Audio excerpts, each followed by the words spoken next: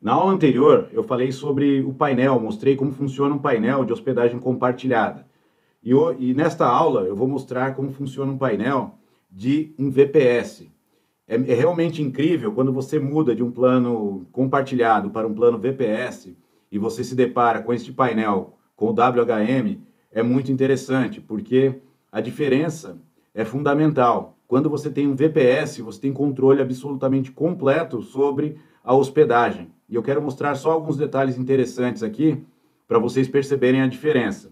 A primeira vez que eu acessei, há alguns anos atrás, o WHM, eu fiquei muito admirado com a quantidade de recursos que tem disponível. E também um pouco assustado, porque são muitos recursos aqui interessantes e que muitas vezes a gente não tem conhecimento. Mas não é um bicho de sete cabeças. Administrar a hospedagem por aqui é realmente incrível. O VPS é muito incrível. Esse aqui é um VPS que eu hospedo sites de clientes, sites que foram desenvolvidos por mim, pela UXWeb e Satmart, que é a nossa outra empresa. Bem, uma coisa que eu queria mostrar para vocês aqui, primeiramente, é que você tem uma visualização do servidor, do que está acontecendo com o servidor. Aqui são detalhes técnicos, né? Mas uma coisa que eu queria mostrar é o seguinte: eu consigo ver qual a carga que esse servidor está tendo. Eu tenho 8 núcleos de processamento neste plano, VPS, e esses 8 núcleos está com uma carga muito baixa. Então eu sei que a carga do meu servidor está bem tranquila, né? Cargas altas, aqui já apontaria, já um eu já considero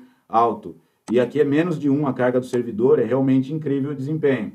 E está usando de 10 GB de memória, está usando somente 22,11%. Então eu sei que meu servidor está bem saudável, já já mostro os sites hospedados aqui.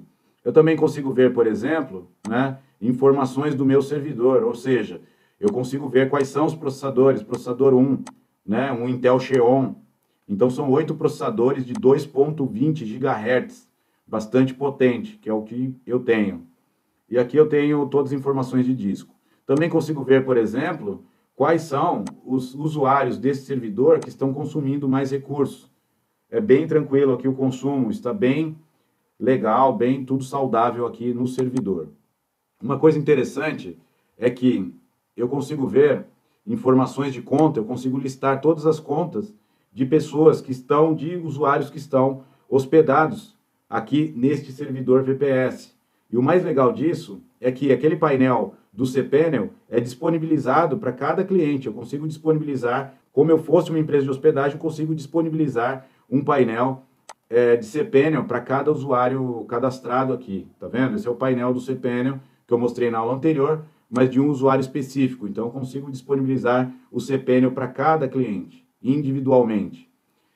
Criar conta, você consegue criar conta para clientes em um VPS. Você consegue definir o domínio, o nome do usuário, senha. Você consegue, por exemplo, você consegue especificar quanto que você vai dar de cota em disco para cada cliente, limite e largura de banda, que já falamos, quantidade de contas de e-mail. Ou seja, você tem um controle absolutamente completo sobre a hospedagem. Essa é a principal diferença entre um VPS e uma hospedagem compartilhada. Você tem informações que na hospedagem compartilhada só a empresa de hospedagem tem. E no VPS você tem o controle completo do seu servidor virtual. E você tem o controle completo do seu servidor virtual. Basicamente é isso. Abaixo, novamente, como é de costume, tem lá os links que você pode conhecer planos de VPS. E tem planos interessantes, que não são tão caros aí, que são planos interessantes porque você tem muito recurso e com preços bem interessantes, muito mais em conta do que um servidor dedicado, que nem vamos entrar nisso, que não é o caso deste curso. Mas, como eu disse, para fazer esse plano, um plano básico de hospedagem compartilhada é suficiente para você colocar sua loja para funcionar. É isso aí, vamos à próxima aula.